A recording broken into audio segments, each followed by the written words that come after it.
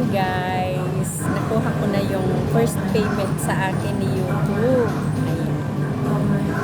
Ngayon, nandito kami ngayon sa SM, bibili ng kaunting groceries para sa bahay. Pero may plano talaga akong bilhin nung nakuha kong sahod. Maliit lang din naman siya. Pero happy ako kasi tingnan mo nagbunga na yung pagtsatsaga ko na pag-upload ng mga videos kahit na hindi kagandahan yung mga video ni Mamsi. Pero at least nakabuo ako ng sahod. So ayan. Ikot-ikot muna tayo dito sa SM. Tumingin din kami ng appliances. Pero gusto ko kasi talaga, may bibilhin talaga ako nun para sa sarili ko. Babawasan ko lang siya ng konti. So ayan, anong bibilhin mo na? Actually, nakabili na kami ng donut. Gusto ko ng washing guys. Grabe naman siya, washing machine. 17,000. Eh, magkano lang sinahod ng nanay niya. Grabe naman ko na kumuplag na tayo.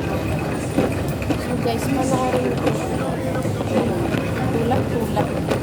Para makapili ko siya. Sige mga supporters, mga subscribers. Maraming salamat ha. Yan lang naman gusto ko may experience yung sumahod kay YT.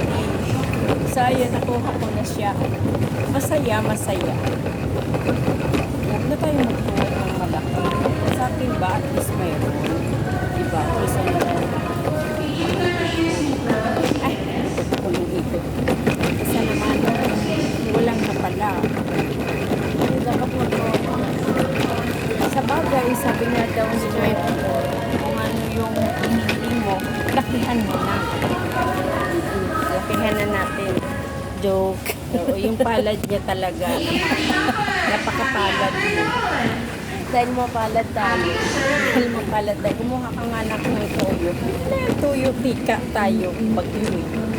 Dahil mapalad tayo, ayun, magtuyo, tika na lang muna tayo na. Dipere natin yung sahod natin. Ano ba? 53. 53.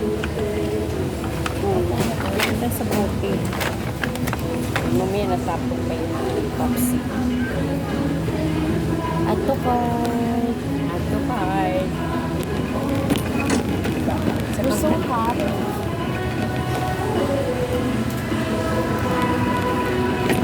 Baka maupos nitong anak ko. Ito pala ng video. O dilata. Gutom na gutom na. Ay, gutom na gutom.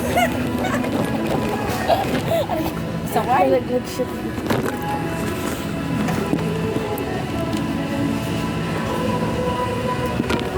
Ano guys? Ba't kasi hindi mo din na yung 30? Sabi mo, wawan. Hindi naman